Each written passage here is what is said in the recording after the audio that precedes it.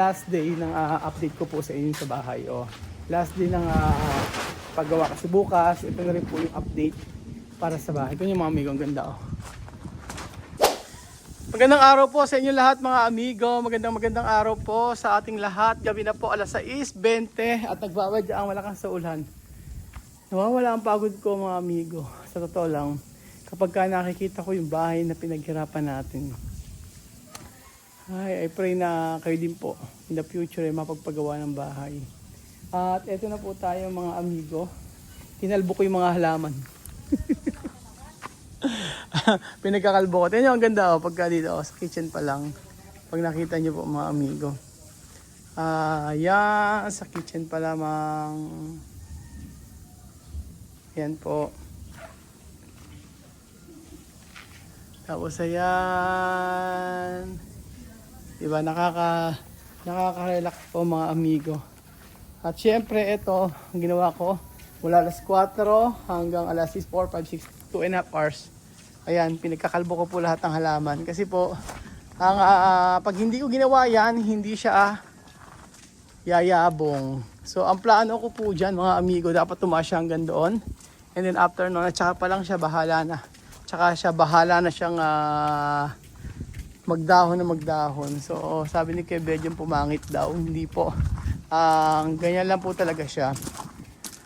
And then, maghapon po mga amigo, ganyan ang pinagagawa ko muna. Kaya ng hapon pala, alas 4. Sa Ate Janet, naglinis sa loob ng bahay. Flowers para kay Ate Janet, dami niyang lilinisin. So, eto. Ang kagaya niya kasi, eto, gumano siya. Kailangan ko siyang itali. Tatali ko siya mamaya. Hinahanap ko lang yung cable tie dito. Hanggang siya ay yumabong ng yumabong. Kailangan ma-reach niya yon yung pinakadulo. At saka po, gaganon siya. Tsaka ganon. Di ba mga amigo? And then, ayan. Ito na po ang, ito rin, ganyan. Kailangan ko siyang lagyan ng buho para mag-tuwid siya. Kaso nawawala yung aking cable tie para maitali ko siya. So, eto, napakatagal na proseso. Ito pala mga amigo, ang latest sa ating bahay. So, house tour na po ba mga kababayan ko? Hindi pa. Kaya napakabusisi kasi ng ginawa nating pinto. Gate pala mga amigo. So, minamasilya pa siya. Ayan, minamasilya pa siya. Kaya masyadong mahirap yung ginagawa na preparation para pinturahan. Ganyan po siya kahirap. Pero ang ganda kasi ng design. Actually, ang design talaga niyan ay ganito. Magkamukha lang. Yun. So, nakaka-relax. Ito may pasabog si Kuya Belgium ng mga solar light. konting ilaw lang. Hindi mo na umabot hanggang baba. Mamayang gabi maganda yan. So, eto po mga amigo. Latest sa bahay natin na pinapagawa ay yung gate pa rin mga amigo. Tagal na. Matagal ang preparation, hindi ko naman pwede sabihin madaliin. Pag binadali mo po siya, hindi maganda. Hindi maganda ang kalalabasan kapag binadali mo yung gate. So, magiging kulay black yan. Ganito po siya. 1, 2, 3, charan. Yan po magiging itsura niyan mga amigo. Pag natapos. Kaya nga lang po. Ayan, ginawa natin. Pakita ko sa inyo. Para may idea kayo. Ayan, para may idea kayo. Kasi marami nagkatanong sa akin sa bahay natin. Ayan, ganyan siya mga amigo. Diba? Sosyal! Sosyalin. Ganyan siya mga amigo. Pag nakita nyo siya, ganyan. Tapos, para mas ma-appreciate ko.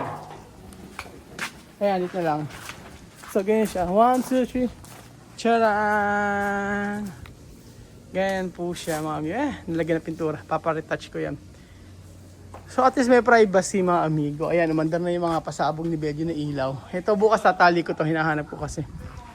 Yan. Ito ganyan ang itsura niyan. So bukas, di ko alam kung ano gagawin niya dito. Pero sa gate pa lang 2 weeks ang pinipinturahan. Ganong katagal. Ayoko kasi na Kapag daka yung pintura lang na chak, chak, chak, chak, chuk. Tapos na. Gusto ko talaga yung maganda. So, eto. Meron pa nga tayong plano rito. Yung plano ko pa nga yan lagyan ng ano ng tiles eh. Tiles na naman yari. Oo, ang ganda niya. Tignan nyo. Pagkapasok niya dyan tapos pagkayari. Meron na kayong makikita ganyan. May mga ilaw-ilaw natin. Yung mga pasabog ni Kuya Bed yung ilaw. Actually, pati ito kasama yan. Ayan. So, ganyan po ang gagawin natin. At ganyan. Sabi ni Kuya Bed yun, bakit daw kinalbo natin, papangit daw. So, hindi niya alam ay pagka naayos. Bed yun maganda. Maganda sana Bed yun yung ilaw. Bed yun maganda sana yung ilaw kung mahabang ilalim, ano? Ganyan sana ang ilalim mo. Tapos, ang nakakapagod na araw ngayon. Ganyan po. Huwag ka mapapagod. Gunda pagod. Di pa tayo nagkakape. Kailangan magkape na tayo after nito. Dapat nga bukas yun na gawin yan eh. Oo, hanggang dito na lang. Bukas na magkape na tayo. Gabi na, Ate Janet. Tapos mag-ano ka pa.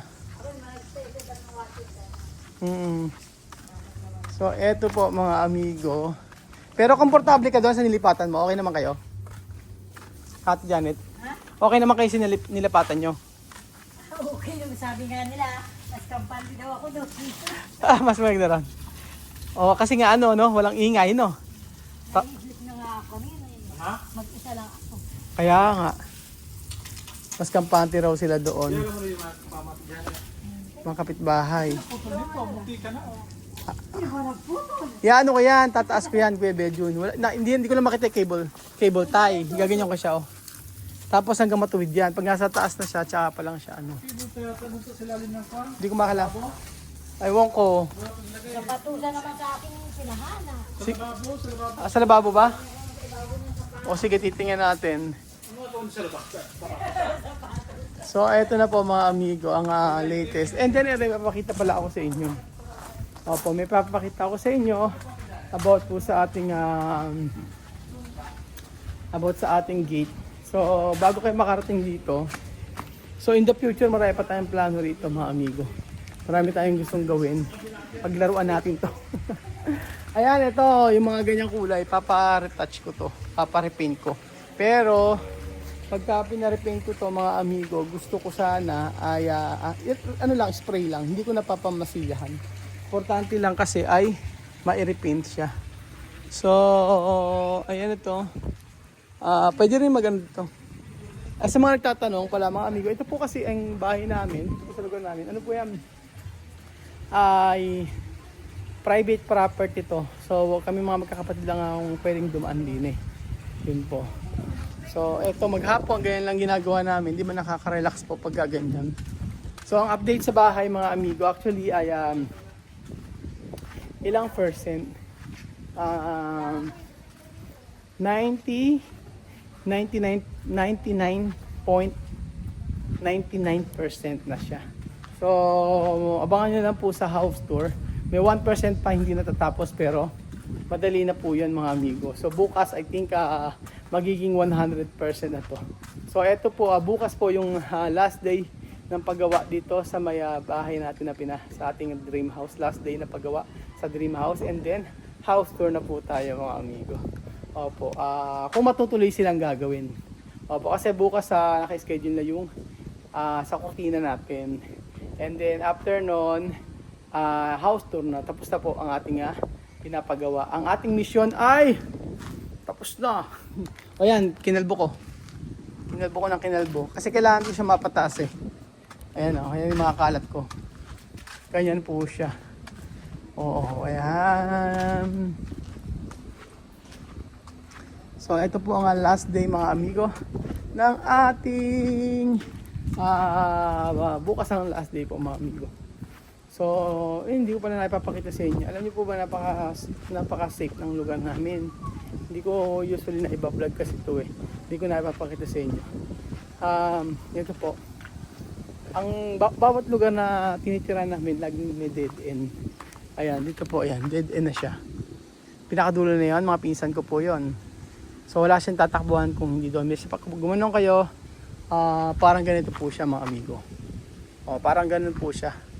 Na, ayan, puro ganun siya. Yung mga daan dito. Ayan, umanda lang asin solar. Ganyan. Tapos, ito sa pinsan ko. Sa pinsan ko, ganyan. Hindi ko masyado na ipapakita sa inyo eh. And then, ito pinaayos ko to para pagpasok po ng mga sasakyan. So, oh. And then, ayan, ito yung mga sasakyan natin. Nandito kila Kuya Pogi. Mas safe kasi dito mga amigo. Charan! Oh, ayan. Di pa lang na top flooringan. So, bakit yun na po flooringan?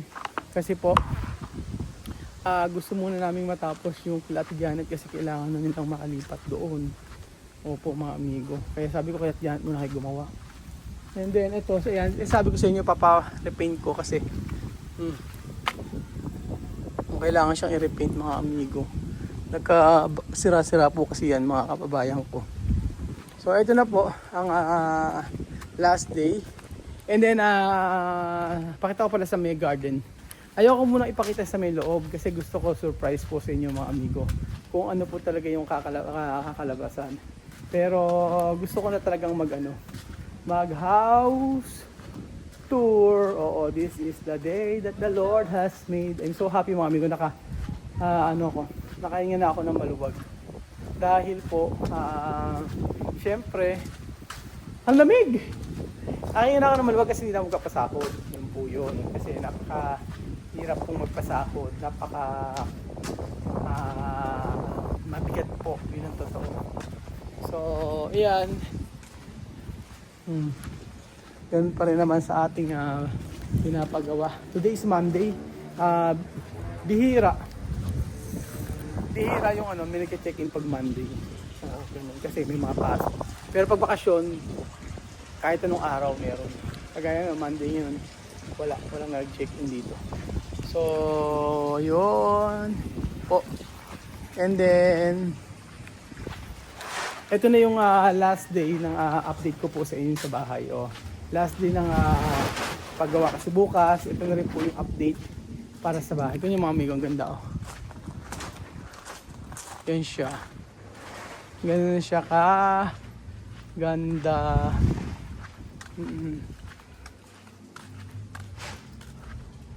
Di ba mga amigo? Nare-relax ako. Sobrang sobrang hangin niya. Tapos yung garden, tapos na rin naman po mga amigo. Pero papakita ko pa rin sa inyo para mas ma-appreciate nyo. Pero yung sa loob ng bahay, sa isang araw po mga amigo, mag-house tour na po ako para mas ma-appreciate nyo po mga amigo yung pinaghirapan natin sa ating bahay. Opo. Actually may nakabit naman ako kortina kaso hindi pa tapos. Yun ang totoo. Yun, meron nang nakabit na kortina pero hindi pa tapos lahat. Blinds na ikabit na. Pero kasi may mga back job sila noon. Kaya lang hindi pa talaga halos tapos kasi nga po yung kortina nagkaroon ng problema. Nagkaroon ng problema sa kortina. So, eto na po yung ating garden. Charan! Tapos na rin yung garden natin mga amigo. Ayan. So, I'm so happy na ang ating garden ang ganda po mga amigo. Diba? Tapos yung mga progress natin ay ang ingay ni Jemo. Kumakanta si Jemo. Naririnig nyo ba? It's like a knife daw. Kutsilyo. And then ito. Ayan ang ating garden mga kababayan ko. Finish na. At kita nyo. Ayan, may mga eksena siyang ganyan. Gumaganyan siya. Pagkagabi. Ayan. It's a solar from Wilcon. Sa Wilcon natin binili yan mga amigo. Ayan. So, I hope na ma-appreciate nyo po yung ginawa nating garden. Mga amigo. I hope na sobrang natuwa po kayo sa ating garden na ginawa. Iano lang yan. Okay na siya. Kaya lang, syempre, ang garden kasi ay pinapaganda yan. Paano papagandahin? Gugupitan, maglalagay ng mga kung ano-ano pang ilagay para mapaganda natin. Maglagay ng kung ano-ano mga disenyo. Pero gusto ko yung solar natin. Yan. po mga kababayan ko. Narinig niyo ba yung boses si Jemo? Ang ingay. Ito na po mga amigo ang ating napakalawak na garden. So, ito yung gilid mga amigo. Yung harapan sa ako napapakita sa inyo. At maaliwalas tingnan. So, yan po mga amigo, last day ng paggawa sa ating bahay. At makikita nyo na po yung mga kulang-kulang doon. Makikita nyo na po lahat ng mga hindi ko na ipakita sa inyo. So, ayun po mga kababayan ko, maraming salamat po sa panonood po ng episode na ito. At mabuhay ang bagong kasal. Thank you so much po mga amigo. At I just want to say thank you. And I'm so happy. I am grateful na hanggang sa uli po ng ating journey sa pagpapagawa ng bahay ay nandyan po kayo. Maraming salamat po dahil kung hindi po dahil sa inyong panonood ay ang laking part, ang laking bahagi po ng inyong panonood sa pagpapagawa ng bahay na ito. So maraming salamat po mga amigo at I pray na in the future kung nakapagpagawa tayo ng bahay, kayo din po mga amigo ay makapagpapagawa. So simulan nyo na. Sasakit man ang ulo nyo sa umpisa, pero at least matatapos din po yan. So maraming salamat po mga amigo at magandang gabi po sa ating lahat.